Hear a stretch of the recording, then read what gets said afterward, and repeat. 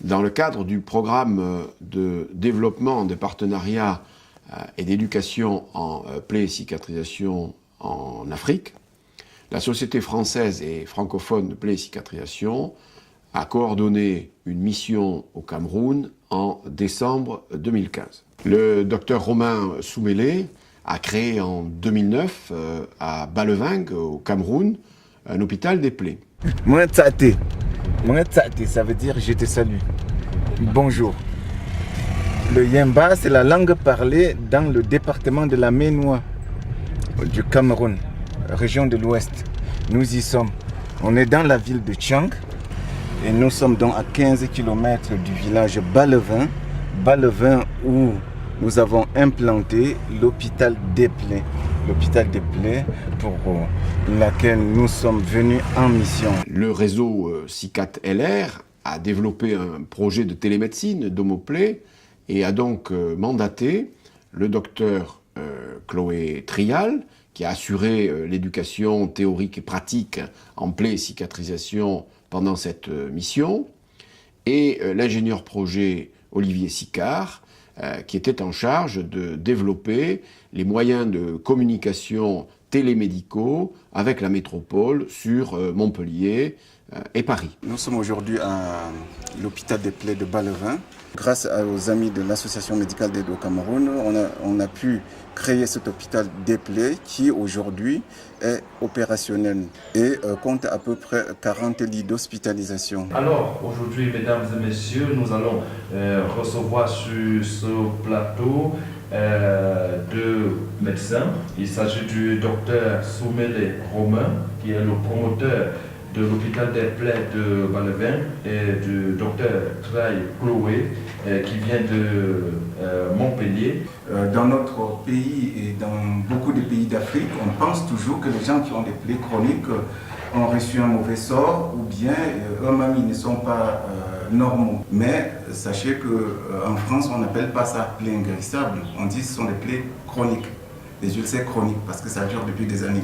Alors en fait, je suis venue apporter un modèle, si vous voulez, de fonctionnement, puisque c'est de cette façon-là que nous fonctionnons dans le sud de la France. Les patients ne se déplacent pas jusqu'au CHU de Montpellier, mais ils restent dans les hôpitaux périphériques ou dans le cabinet de leur infirmière. Et leur infirmière se connecte avec le centre expert à distance, par Internet. Au-delà de cette technologie de communication qui va pouvoir apporter l'expertise directement au centre de l'hôpital de Baleving, on leur a aussi permis d'accéder à une formation pour d'autres technologies en termes de cicatrisation. On est venu avec des appareils qui s'appellent des VAC, qui permettent de faire du traitement par pression négative pour accélérer la cicatrisation des plaies. Donc la télémédecine ne sert juste qu'à soutenir cette équipe qui est déjà en place et qui est au quotidien au lit du malade. L'expert qui est à Montpellier ne va pas faire le soin, ne va pas prendre en charge le malade, va juste donner son avis d'expert et ensuite transmettre les connaissances à l'expert qui est sur le terrain. Et c'est l'équipe de terrain, l'équipe qui est sur place, qui va devenir l'expert et qui va juste avoir un soutien pour pouvoir acquérir ses compétences. Et son potentiel de cicatrisation va être lié à son état vasculaire, c'est-à-dire est-ce que la plaie est sur une zone qui est bien vascularisée, est-ce que statut nutritionnel, est-ce que ce patient est bien alimenté, statut infectieux, est-ce qu'il a une infection. Ça, c'est les trois éléments qui peuvent être des causes de retard de cicatrisation, donc on va détailler chacun. Voilà. Vous entendez là ? Il y a un bon pouls, le pied est bien chaud, mais là il faut racler. Quand tu regardes, tu regardes de très très près, tu vois le bourgeon un peu en relief. Et ça, c'est que le bourgeon, il est pas propre. Ça, c'est du bourgeon qui est un peu infecté, il est brillant, il est un peu trop gonflé. Donc ça, il faut racler. Le pied gauche a commencé en 2003. On a tout fait comme pansement, c'est resté grandi jusqu'à aujourd'hui. J'ai fait à l'UTM, j'ai fait des autres hôpitaux. Beaucoup d'hôpitaux. Là, je pense que le travail est bien avancé parce que l'équipe ici a su prendre en charge la cause des ulcères. Parce que greffer un ulcère, si on ne traite pas la cause, la greffe, elle ne marche pas. C'est ce que vous avez déjà vécu parce que vous avez déjà eu les greffes. Voilà. Ici, on a fait des pansements pendant 4 mois, une bonne détertion. On a mis en place les bandes pour l'insuffisance veineuse. On vous avait fait de l'exercice aussi pour aider le retour veineux avec la kiné. Donc tout ça, ça va dans le même sens pour que maintenant, ça soit le bon moment pour faire la greffe et que cette greffe, elle tienne. Et que ça, on puisse cicatriser. Et ensuite, on mettra en place des mesures pour que ça ne recommence pas, que ça ne récidive pas. Donc on va vous expliquer les chaussettes, tout ça, une fois que ça sera cicatrisé pour que vous puissiez rentrer chez vous dans des bonnes conditions.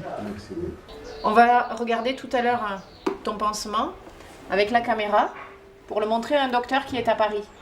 D'accord? Donc là, on est en train de transférer toutes les informations pour que Sylvie Môme à Paris puisse se constituer un dossier afin qu'au moment de la connexion, vraiment la transmission soit optimisée sur une courte durée et qu'elle puisse nous donner son avis en direct. Elle a déjà un petit aperçu de la situation.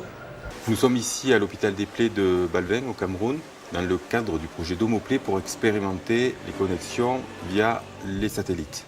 D'une part d'assurer une connexion sécurisée avec en l'occurrence notre centre expert de Montpellier pour nous connecter sur notre plateforme de télémédecine qui elle demande effectivement un accès sécurisé d'une part. D'autre part, d'avoir des temps de réponse les plus proches du temps réel et puis se transmettre des photos, toujours de manière sécurisée, en temps réel. Et en fait, c'était un choix de le faire ici puisque toutes les conditions étaient favorables. L'éloignement, le fait que nous n'avons pas de Wi-Fi, le fait qu'il n'y a pas de 3G non plus.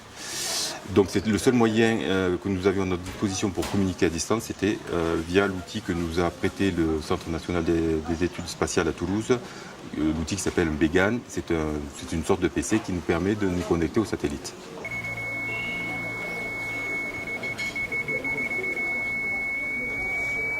Je suis en train d'initialiser la connexion de la tablette avec la valise satellite, de manière à ce qu'elle puisse émettre suffisamment de débit pour la visioconférence qui va avoir lieu dans 5 minutes. J'ai paramétré la tablette pour ce type de connexion et maintenant je vais lancer l'application d'Homoplay, qui est notre plateforme de télémédecine sécurisée. Donc, nous sommes en direct de l'hôpital des plaies de Balveng. Vous la connaissez ? Ça va, merci. On se posait la question de mettre quelques jours de vac et éventuellement de greffer derrière. Mais je trouvais que le terrain n'était pas suffisamment propre pour mettre la greffe d'emblée. Donc voilà, je voulais votre aval pour ça. De quoi tu disposes comme greffe? Oui, greffe enfilée, c'est possible. D'accord.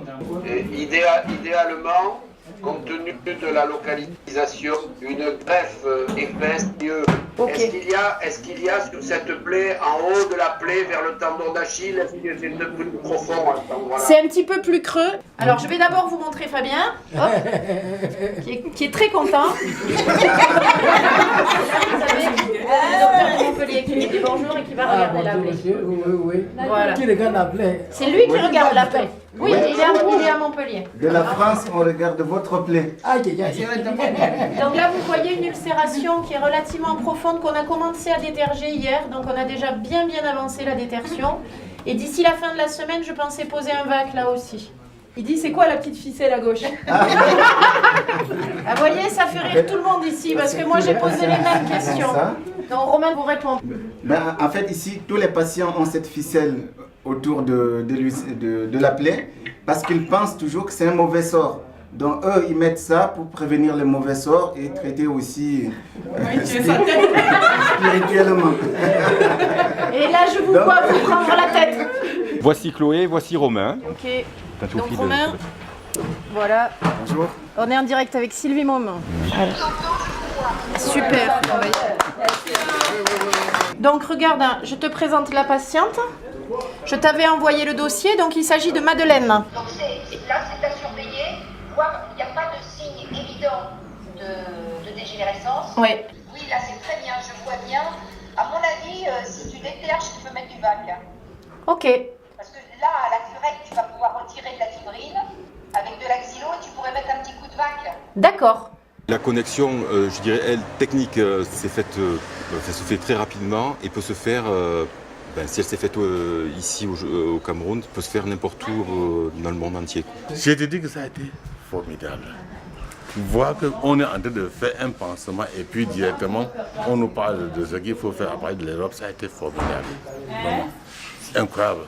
Là, je ne pouvais même pas imaginer que ça pouvait exister, qu'un médecin se place de l'autre côté du télé, de l'autre côté de l'appareil, et soit en train de communiquer à des kilomètres exactement de l'autre bout du monde. Là, je ne pouvais pas croire, mais cette fois-ci, je me rends compte que moi aussi, étant à Bas-le-Vin, à l'hôpital des plaies, j'ai vécu des merveilles. Être capable de dire à quelqu'un qui est loin de l'autre bout du monde que voilà, voici telle plaie, comment peut-on faire? Et il apporte des solutions sans toutefois être présent. Donc pour moi, c'est une grande surprise et c'est quelque chose de tellement si merveilleux. Monsieur Théo de Montpellier vient de donner des avis à distance à l'équipe sur place. Et donc cette équipe va continuer à travailler selon les consignes qu'il a données. Cette équipe aujourd'hui qui devient de plus en plus dynamique, qui devient de plus en plus autonome. Et on souhaite d'ici quelques années faire d'eux des experts en plaie et des gens qui vont transmettre les connaissances que nous avons apportées de l'autre côté afin que dans chaque région de notre pays, d'ici quelques années, il y ait un représentant, c'est-à-dire un référent en plaie et cicatrisation comme ça se fait en Europe, c'est-à-dire mettre en place un réseau. J'espère que ça sera juste un début et qu'on pourra très rapidement, dans quelques années, vous donner vos diplômes d'expert en cicatrisation. Pour l'instant, c'est le seul centre où les gens ont encore espoir qu'on peut les soigner. Espoir parce qu'ils ont fait toutes les régions du Cameroun avant d'atterrir ici. Donc je lance un appel. 2 choses urgentes, un bloc opératoire pour l'hôpital des plaies de Bas-le-Vin, un service de radiologie et ensuite maintenant que les collègues qui s'y connaissent en plaie prennent contact avec moi. Et j'encourage tous ceux qui participent à la prise en charge des plaies en France à faire de même puisque ça nous apporte aussi un regard différent sur la façon de travailler. Et vraiment, j'encourage tout soignant à faire ce genre de mission, à la fois pour apporter aux autres, mais surtout pour recevoir. Le bilan de cette mission est positif. Un grand enthousiasme des acteurs, la possibilité de réaliser des consultations à distance avec des spécialistes, a permis de débloquer des situations médicales très chroniques et d'offrir un espoir à ces populations. La société française et francophone est donc désireuse de poursuivre ces expérimentations. D'autres avaient eu lieu dans d'autres pays africains, mais ce modèle semble particulièrement adapté à des relations directes qu'il faut poursuivre.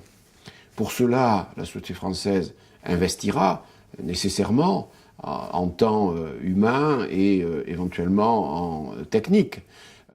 Mais il est nécessaire que des institutionnels, des pays concernés, des ministres de la Santé, des politiques s'impliquent.